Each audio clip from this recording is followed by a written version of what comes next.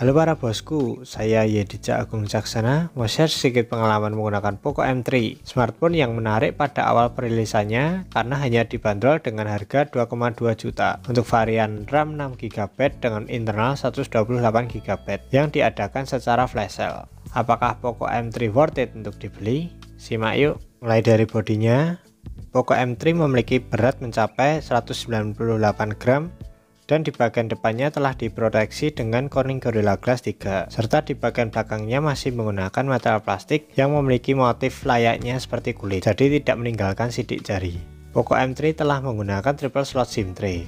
Menurut saya, desain Poco M3 ini unik dan eye-catching ya bosku, sehingga menarik perhatian bagi yang melihatnya, dan cukup nyaman ketika dipakai dengan satu tangan saja. Pindah di layarnya, layar Poco M3 cukup disayangkan sekali ya, karena masih menggunakan layar water drop screen, belum punch hole. Dan Poco M3 masih menggunakan layar IPS LCD dengan bentang layar 6,53 inch, screen to body ratio 83,4%. Dan Poco M3 telah menggunakan resolusi Full HD Plus dengan rasio 19,5:9. Dan yang mengejutkan adalah Poco M3 memiliki kecerahan maksimal mencapai 400 nits, yang cukup terang ketika dipakai untuk pemakaian di bawah sinar matahari. Menurut saya, apabila desain layarnya menggunakan punch hole, tambah cakep aja nih HP. Dan meski layarnya masih IPS LCD, tapi kualitasnya sudah bagus kok dan cukup gunjreng. Poco M3 yang saya bawa ini masih berjalan di Android 10 dengan MIUI 12.0.8.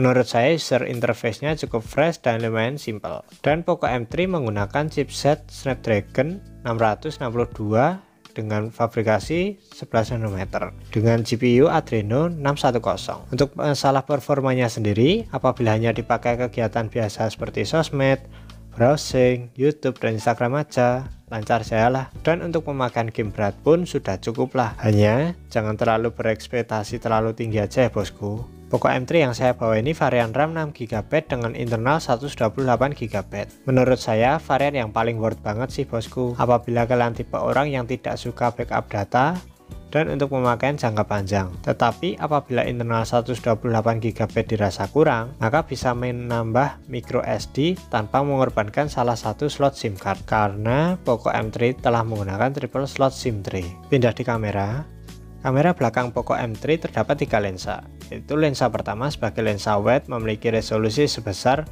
48MP dengan aperture 1,8 dan terdapat PDAF. Dan lensa kedua sebagai lensa makro memiliki resolusi sebesar 2MP dan aperture 2,4. Dan lensa ketiga sebagai deep sensor memiliki resolusi sebesar 2MP dan aperture 2,4. Dan untuk perekaman videonya sendiri, Poco M3 hanya support perekaman mencapai Full HD 30fps dan bisa merekam video dengan lensa makro yang hanya bisa berjalan di resolusi HD 30fps. Pindah di kamera depan.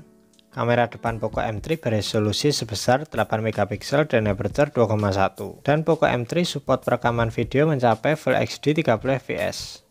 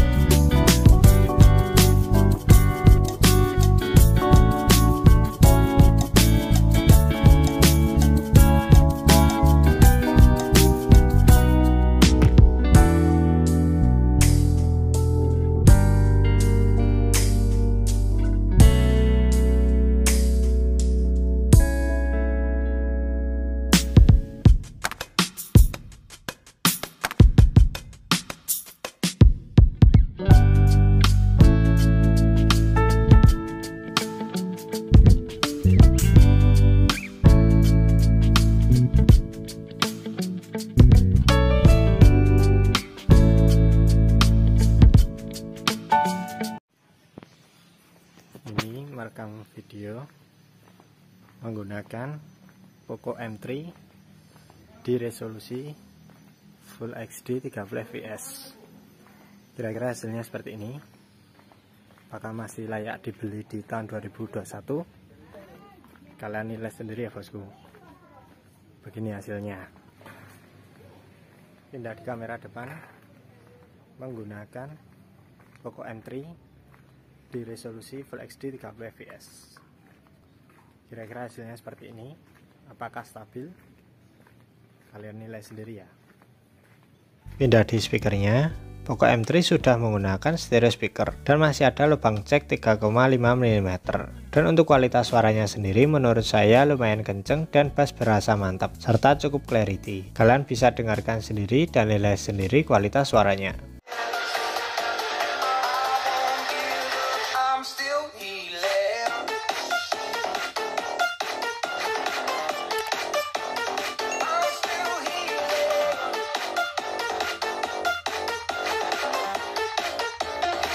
Poco M3 memiliki pengamanan kunci berupa fingerprint yang penempatannya menyatu dengan tombol power yang letaknya pas di tangan saya. Dan untuk kecepatan fingerprintnya sendiri menurut saya cepat dan responsif. Selain itu Poco M3 memiliki face unlock dan untuk kecepatan bacanya sendiri menurut saya cepat dan akurat. Dan Poco M3 terdapat IR blaster yang berfungsi sebagai remote. Pindah di baterainya. Kapasitas baterai Poco M3 sebesar 6000 mAh. Kapasitas baterai yang terbesar di kelasnya. Sangat cocok untuk kalian yang sering beraktivitas di luar ruangan dan sudah menggunakan USB Type-C sehingga support fast charging 18 watt. Dan untuk ketahanan baterainya sendiri apabila dipakai kegiatan biasa seperti sosmed, browsing, YouTube dan Instagram aja bisa dipakai seharian. Bahkan bisa 2 hari. Tetapi apabila dipakai untuk bermain game akan mendapatkan screen on time kurang lebih 7 jaman.